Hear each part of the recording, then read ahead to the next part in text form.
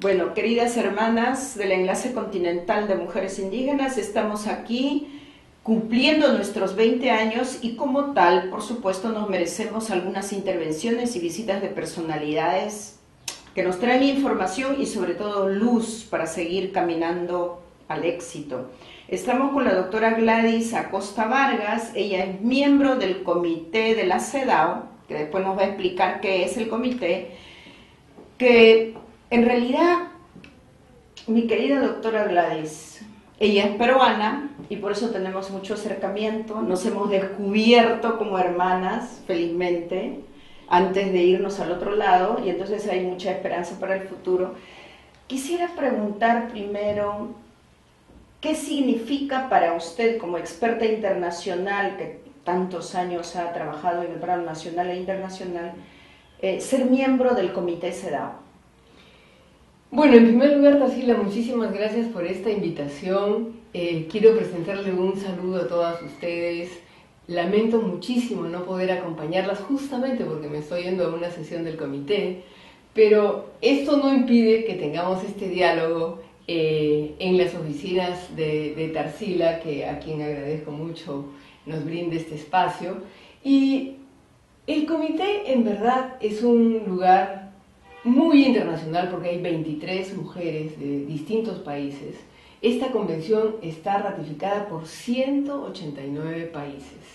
Es una de las más ratificadas, pero al mismo tiempo es una de las más reservadas. Esto quiere decir que hay algunos estados que la ratifican, pero dicen, le vamos a poner una reserva y no quiero que me apliquen tal artículo sobre matrimonio, sobre salud, o sobre educación, o sobre familia. Y entonces es una lucha constante, pero debo decirte que para mí fue un honor llegar a este comité porque pienso que es uno de los instrumentos internacionales más importantes que tenemos las mujeres del mundo.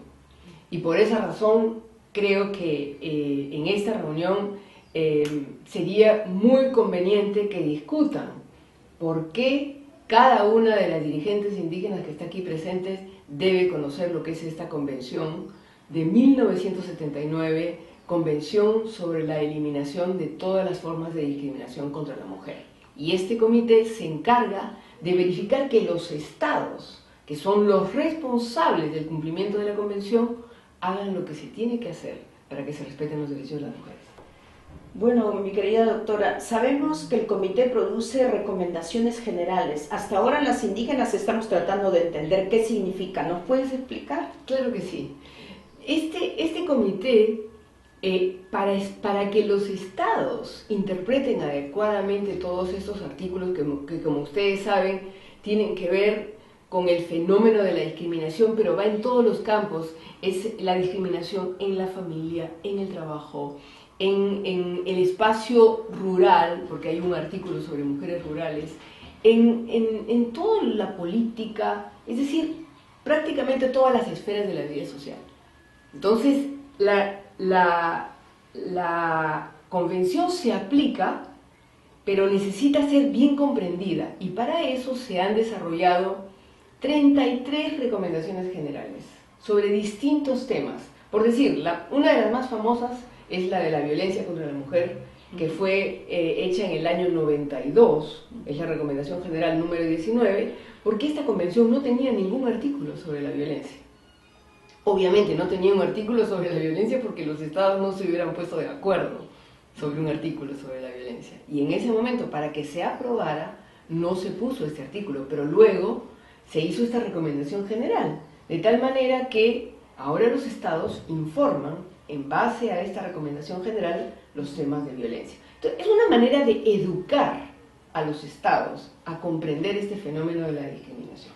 Entonces yo creo que sería muy importante que en los foros organizados de las mujeres indígenas como este se discuta la posibilidad, ¿no?, de producir una recomendación general que el comité, evidentemente, luego de procesos de consulta y de bastantes estudios de todas los antecedentes que tiene ya estos derechos de las mujeres indígenas, porque Ahora tenemos la Declaración de la ONU sobre los derechos de los pueblos indígenas. Ya teníamos la de la OIT, el convenio 169 de la OIT. Y creo que hay una experiencia que se ha ido acumulando en los informes, que trata la temática de las mujeres indígenas, y además últimamente han presentado informes sombra. Todo eso debe entrar en una recomendación general. Bueno, escuchándola vemos que si tuviéramos una recomendación general como mujeres indígenas, el mismo comité tendría la oportunidad de profundizar la información y poder tener en realidad recomendaciones más apropiadas. Entonces, relacionar la recomendación general con lo que sería el derecho de presentar los informes sombra, sobre todo cuando en nuestra región tenemos una gran preocupación por el alto feminicidio y también la persecución a las defensoras de los derechos, que son las defensoras de los derechos en realidad colectivos como indígenas. ¿Qué nos puede comentar sobre esto? Bueno, la primera cosa que me gustaría decir, Tarsila, es que la recomendación general lo que hace es sitúa de manera más explícita los derechos, pero los derechos ya preexisten. La CEDAW se puede usar en este minuto. Si hay un caso, por ejemplo, una discusión de derechos de mujeres indígenas en un tribunal, hay que apelar a la CEDAW. La CEDAW, cuando está ratificada, generalmente se puede usar dentro de los procesos nacionales, no se necesita nada más. En la mayoría de los países, hay algunos países en que se necesita una ley especial, pero en la mayoría de los países se puede usar directamente en tribunales. Entonces, a mí me gustaría que quede claro que todos los derechos que están en las convenciones internacionales, las mujeres indígenas los usen. Estamos hablando de la Convención sobre los Derechos del Niño, estamos hablando de la Declaración Universal de los Derechos Humanos, estamos hablando, por supuesto, de la CEDAW y de todas aquellas convenciones que han sido ratificadas en los países, incluyendo el protocolo opcional de la CEDAW, que es muy importante porque el protocolo opcional permite llevar casos individuales a la CEDAW una vez que el caso ha sido visto en el país y que ha agotado todos los niveles pues, de la justicia interna, ¿no? Y eso puede ir. Un caso interesante, ustedes podrían llevarlo directo al comité. O sea, la recomendación general no hace que nazca el derecho, lo reafirma, lo consolida, lo difunde, divulga, hace que el Estado comprenda mejor cuáles son sus obligaciones para que se respeten los derechos, para que se protejan los derechos, para que se cumplan los derechos. Ahora, evidentemente, entre la letra de la Convención y la realidad hay un gran paso que tenemos que comprender. Y estas situaciones que has planteado del feminicidio o de la criminalización de la protesta, los ataques a las defensoras, eso es lo que está en la realidad. Ahora, nosotros tenemos que enfrentarnos a eso, en primer lugar, con mucha organización. Y son las organizaciones las que llevan adelante estos procesos que son judiciales. Y por eso a mí me gusta mucho la expresión de una dirigente boliviana que dice que tenemos que ser rebeldes competentes, porque ya hay muchas mujeres indígenas que son abogadas, que pueden defender esto en un tribunal, y hay que seguir formando más. Y hay que lograr que por la propia voz de las mujeres profesionales indígenas se respeten estos derechos. Entonces, no está desconectado, pero lo que quiero decir es que no es inmediato. O sea, hay un proceso de una cultura de derechos, la llamamos, ¿no? Que tenemos unos derechos en la instancia de nuestros países nacionales protegidos por derechos internacionales como son los que están en estas convenciones. Y de lo que se trata es de educarnos en el uso de toda esta terminología, porque estos derechos existen y preexisten de alguna manera a cualquier cambio o cualquier recomendación general que se haga. Entonces, por eso yo les pediría que incluyan dentro de sus planes un conocimiento profundo sobre lo que contienen estas convenciones internacionales. Bueno, me ha gustado escuchar la palabra preexiste, porque los pueblos indígenas nos definimos como pueblos preexistentes a la colonia, ¿no? Y eso, de hecho. ¿qué relación tiene las recomendaciones y las funciones del comité con la Relatoría de Derechos de las Mujeres? Si te estás refiriendo a la Relatora Especial sobre Violencia contra la Mujer. Sí. Bueno, la convención, el comité es el órgano de la convención, mientras que la Relatoría Especial es un procedimiento especial que depende de las instancias de derechos humanos, ¿no? Tiene mucha relación, porque evidentemente se refuerzan unas a otras, pero no están estrictamente en el mismo carril. El contenido, evidentemente, es muy similar, ¿no? Porque es una protección de los derechos, pero tienen mecanismos de funcionamiento distintos, ¿no? Porque, por ejemplo, la relatora especial hace visitas a los países, siempre y cuando el gobierno la invite, evidentemente. Nosotros no hacemos visitas, nosotros tenemos procesos de investigación en algunos casos, cuando hay una violación masiva, grave, ¿no?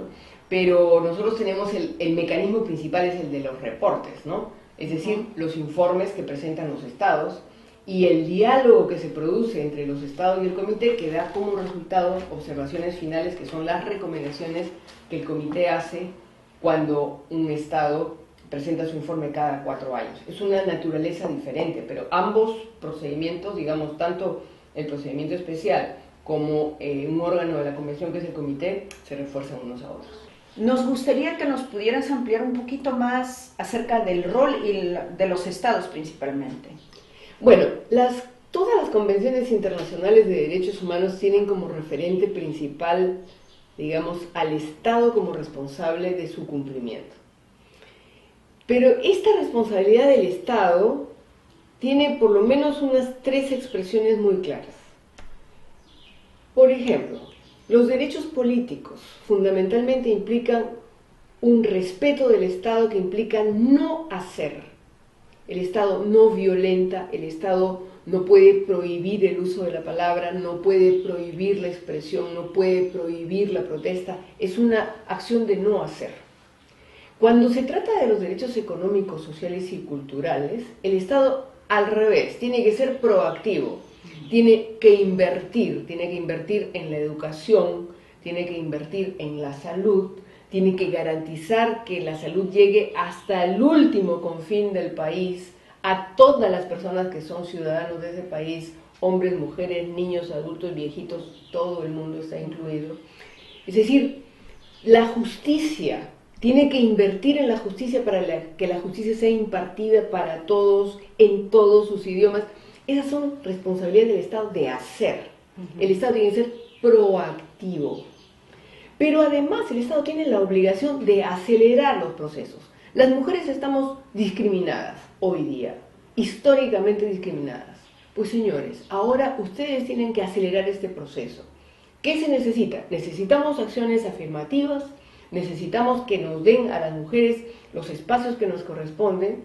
Y esa es una acción que el Estado tiene que llevar a cabo. Es su responsabilidad acelerar estos procesos. No nos van a decir que ahora tenemos que esperar 100 años más, ¿no? Para que todas las niñas vayan a la escuela. No, todas las niñas tienen que ir a la escuela ya.